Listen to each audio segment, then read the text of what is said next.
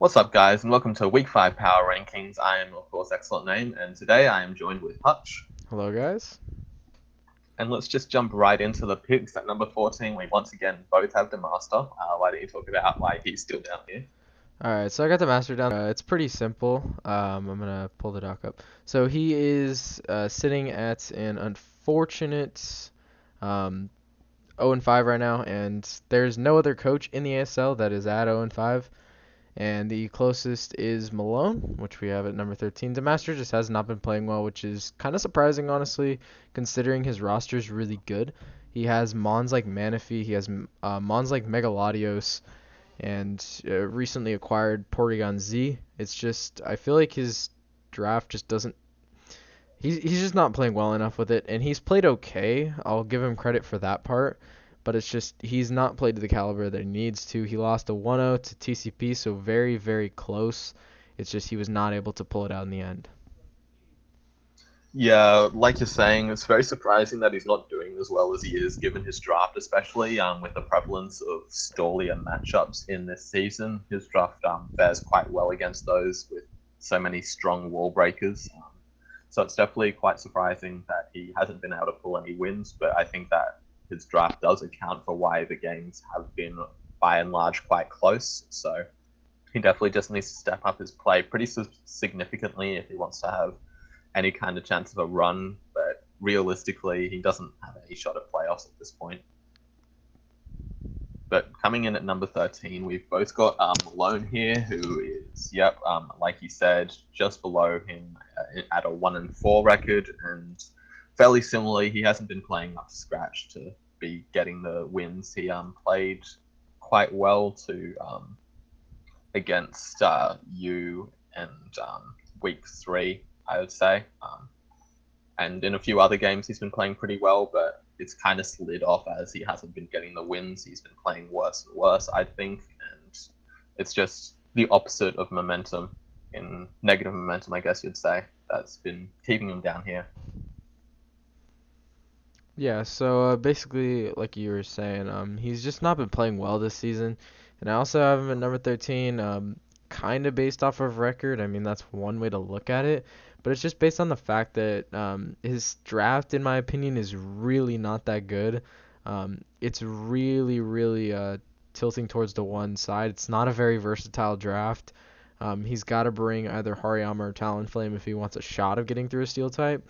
But even so, Steel types just destroy his team, which Steel types are so common. So it was nice to see him pick up a victory over Brad, I believe, this week. So he is going to be. No, he lost to Oh, the London he beat Progressive. Brad. He beat Brad the week before. So he Yeah. did lose to Cody, who's undefeated. So I'm not gonna really discredit him there. But he did pick up a win against Brad, which is pretty nice. And if he doesn't pick up that win, he's probably at 14. So he's played well enough to get himself a win so far this season. Yeah. So at number 12, we have a difference of opinion here. I have Cam Waylord and you have TCP. Why don't you talk about why you placed TCP a bit lower? All right, so I have TCP a little bit lower than Cam, while TCP does have a little bit better of a differential. I just feel comparison.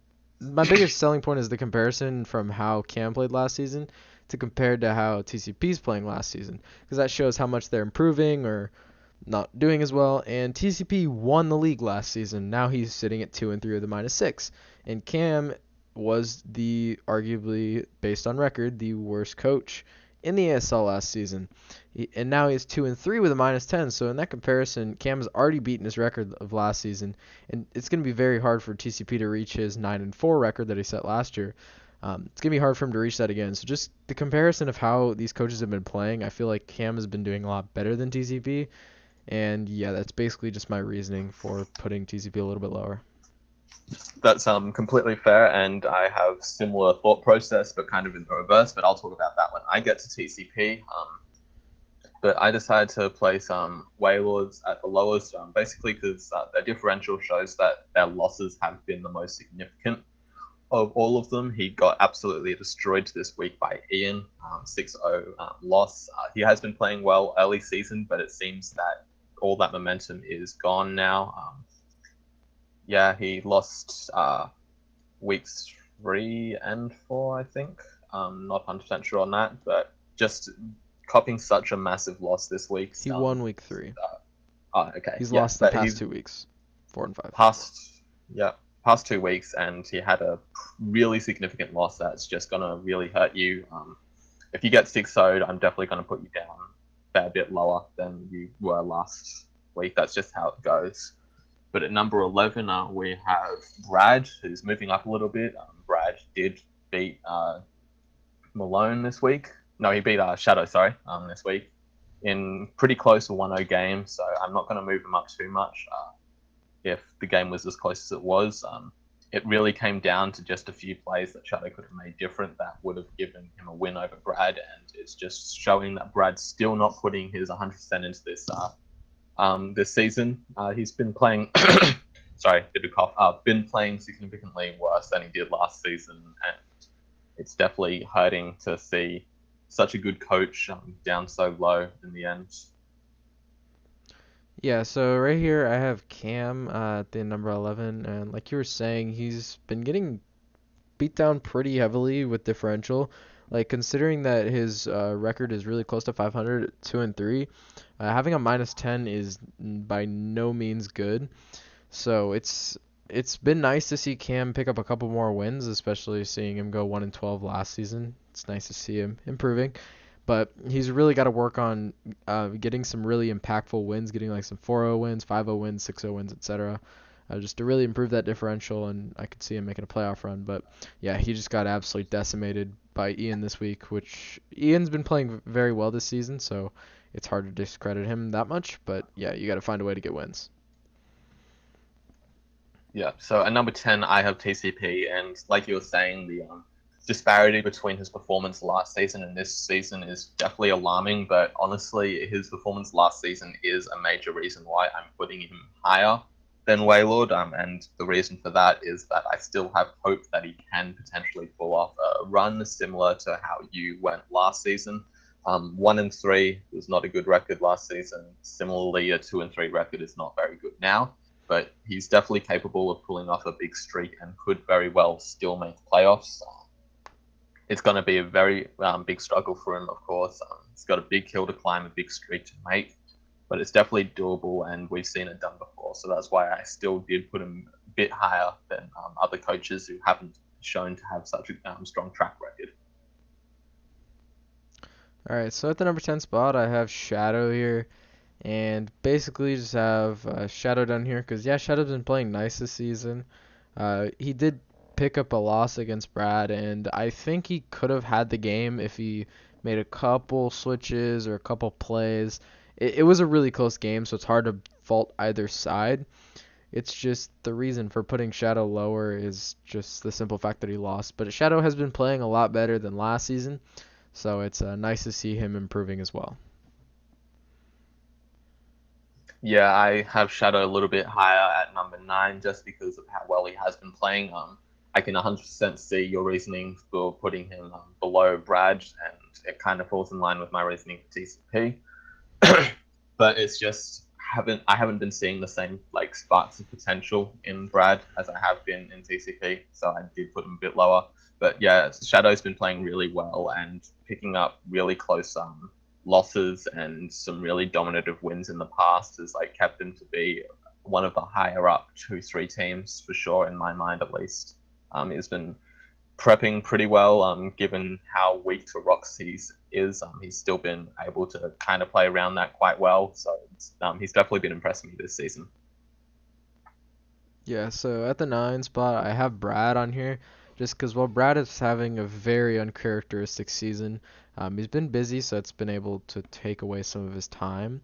But it's just the fact that his team is good. It doesn't fit his playstyle by any means. I don't like Brad's team with his playstyle. He's tends to be a more passive player. And I know he's trying to work himself out of being a passive player, so he's going to have to really adjust to the playstyle. So I don't see him actually getting a winning record until like week 10 or something, if I'm being honest. Um, he's just got to really find a feel for the team, and it's a good team. It's got a lot of good breakers on it and some decent walls to fall back on. He got a pretty narrow victory over Shadow, and I probably would not have put Brad on this slide if he lost this week, but he's going to end his losing streak, so I guess that's something to be happy about. Yeah, for sure. And at number 8, we both have the Phoenix Flygons. Why don't you talk about that? All right, so I got Keister at number 8 here, the highest of the 2 and 3 teams, just because I feel like Keister has like the best wins, because he beat Ian, which Ian is having a very good season. And if I look through here to find his other win, it was versus AZ. it was against AZ, a nice 4-0 over Ian and a 5-0 over AZ. Those coaches are both having fantastic seasons, so Keister getting those wins are very big.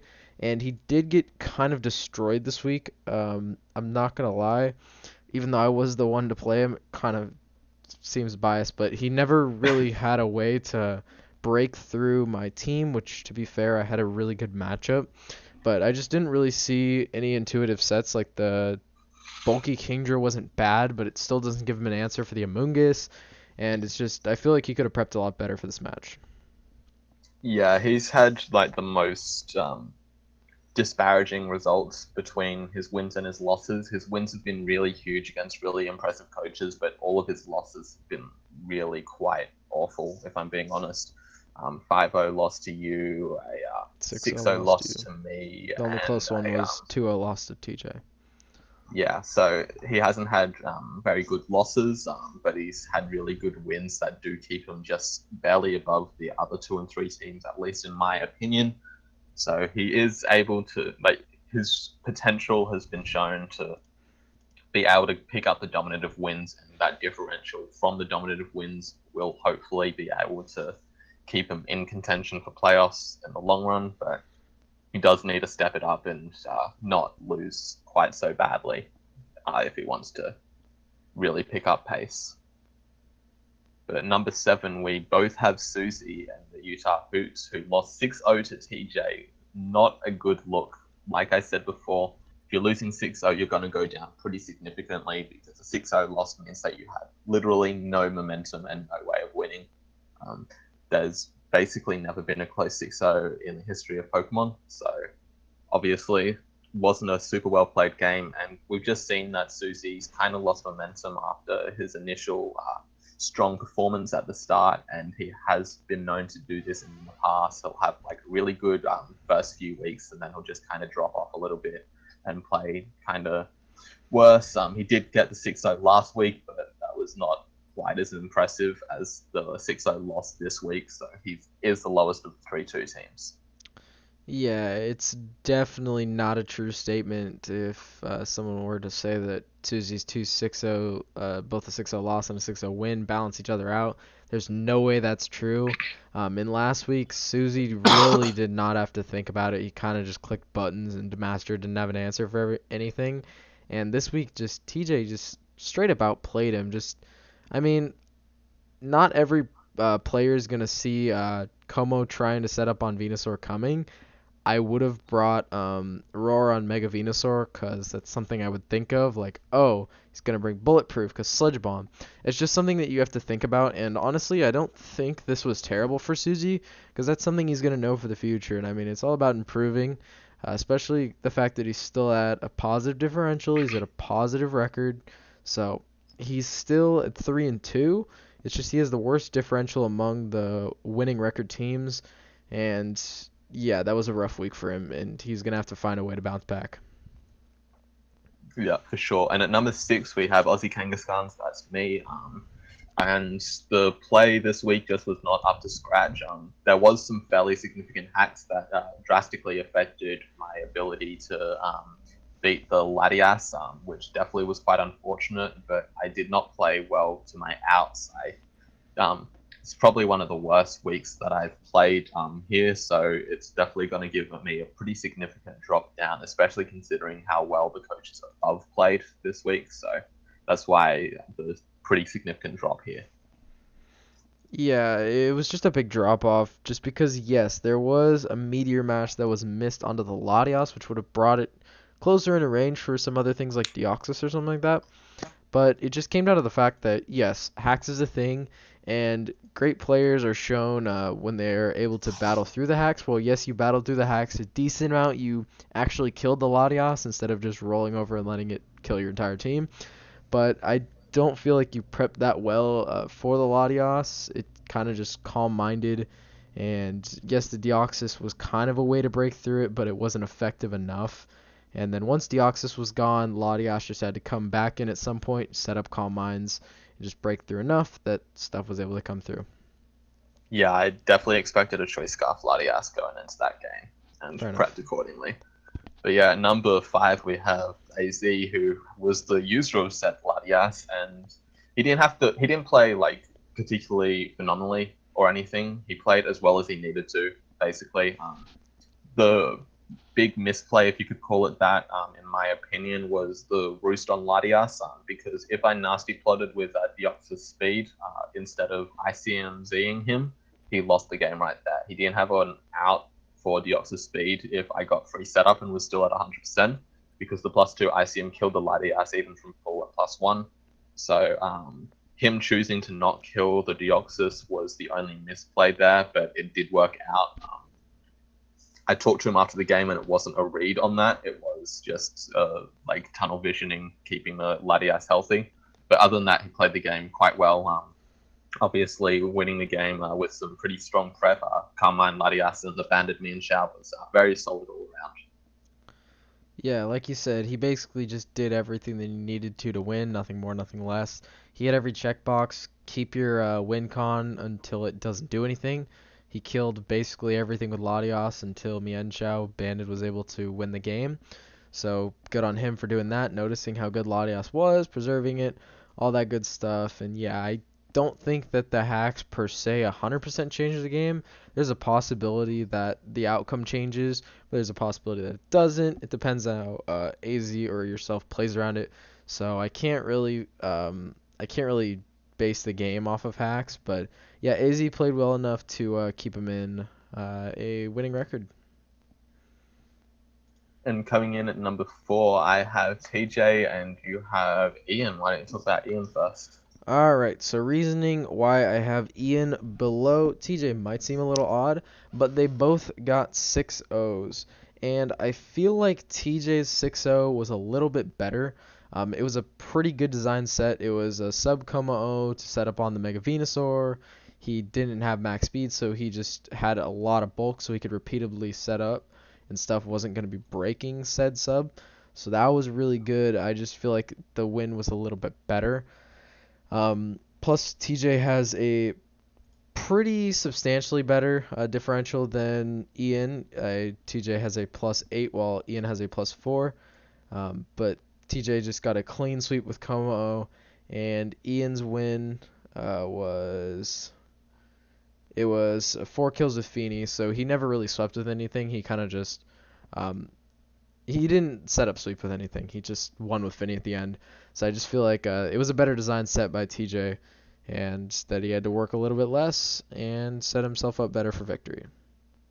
Yeah, I put TJ in number 4 because, in my opinion, winning the game with setup sweep is honestly less impressive, because that comes fairly significantly around the opponent not prepping well for it if it was a 6-0 win with said Pokemon.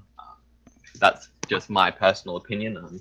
I would also say that TJ's wins have been against overall less impressive opponents, and his losses have been a little bit worse. Honestly, not a lot worse, but it's just like pretty minor differences. Honestly, they're both very strong, comparable coaches, but I feel Ian's play and prep has made him seem like he's going to go further down this, and just Ian outplayed a lot more to get to the point rather than just kind of winning with a strong set. So that's where I made the difference there in my mind. Yeah, fair enough. It was kind of like the dilemma that we had last week, where it's like, you had yourself at 2, I had myself at 2, and we swapped each other. It's pretty similar seasons with minor differences that could swing them back and forth. But yeah, number 2, speaking of which, we have you here, who picked up very dominative win over Phoenix Flygon, so why don't you talk about that game? All right, so basically, it was a pretty one-sided affair. Um, Keister just simply did not bring enough breakers. His one Mon that really had a chance to break through my team was the Kingdra, and he brought it defensive, which, like I said, it's only helpful for the Slowbro, so he doesn't provide himself a way to break through the Amoonguss, and then he doesn't have like coverage on it for Zapdos. Well, I don't know, it got blown back by a Keldeo, and it was very confusing to me that he also didn't bring like choice banded switcheroo Whimsicott or something like that, because that's very good against my wall core as well. It was just really confusing, the sets that he brought. So yeah, I just kind of just ran through him in that game, and I have a 4-1 record, which I'm the only one with said 4-1 record. So that basically just puts me in the green part, just because I have a better record and my differential is fairly high at a plus 13. Yeah, sure. I'm feeling rather upset about this, but I do have to concede and put you down at number two now. We'll see what happens next week, though, when we Oh fight. yeah. That'll be interesting, and that may just be the difference maker there. But yeah, you played really well. You've been playing really well all season. The one loss was against Shadow, which was a little bit rough, but other than that, you've been playing quite strong. And yeah, obviously, 4-1 record deserves the number two spot. And once again, by similar logic, 5-0 record deserves the number one spot. Cody still undefeated, keeping in line with some of the best teams from previous seasons, like TG in season 3, and myself in season 4, etc. Definitely strong run so far, and it looks like that run will probably continue on through next week as well. I think his first big hurdle to face will be week 7 when he fights Ian. But for now, definitely enjoy your undefeated streak. We'll see how it continues.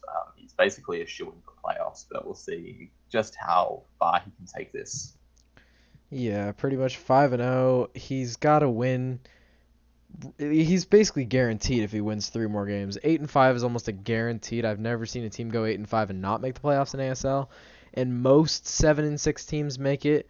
Some 7-6 teams miss it. So like if he wins 2 more, he's like a 50-50 for playoffs, and if he wins 3 more, he's basically a guarantee for playoffs. So Cody, 5 weeks in, has almost clinched playoffs, and I don't see a reality where he doesn't make playoffs. His team is pretty good. There's definitely some noticeable holes in it, but his team is very good and a playstyle that I'm pretty sure is very comfortable with. So yeah, Cody's sitting at the top naturally with the undefeated record. I don't think he would clinch playoffs until 10 weeks of undefeated, technically speaking, but we'll see. Oh well, yeah, well it's technicality, but yeah, very much a technicality though. There's virtually zero. Like, it's technically possible for a 9-4 team to not make playoffs, I think, but it's not possible for a 10-3 team to not make playoffs. But that's looking quite far ahead. He's got to play his week 6 game. I think he'll win his week 6 game. His week 7 game is where it gets a little bit more questionable, and then also his week 9 and week 12, I think, are the big games that he's going to look out for, I would say. Week 11. Yeah. Those are the 3 weeks that I think he's really going to have to worry about, and those are the ones that I think are going to really show whether he will keep up with the best coaches in history, or if it's just going to be like kind of one of the strong runs, but not the strongest. But still very impressive stuff. I think that wraps it up. I'm not sure if you want to say anything else. No, we're good to go. All right, guys. Thank you guys for tuning in to Week 5 Power Rankings. Sorry, it's a little bit late. Next week is the Commissioner Bowl. So Commissioner Bowl Power Rankings. Nothing really special for Commissioner Bowl Power Rankings, but just thought I'd let you know anyway. See you guys next time. All right, thank you guys.